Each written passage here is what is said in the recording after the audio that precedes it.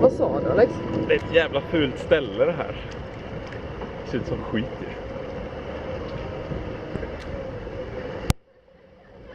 Det är svinkallt där också. Förutom i vattnet då. Det är därför vi är här, annars hade vi legat och kollat. Druckit bärs. Another day, another beer.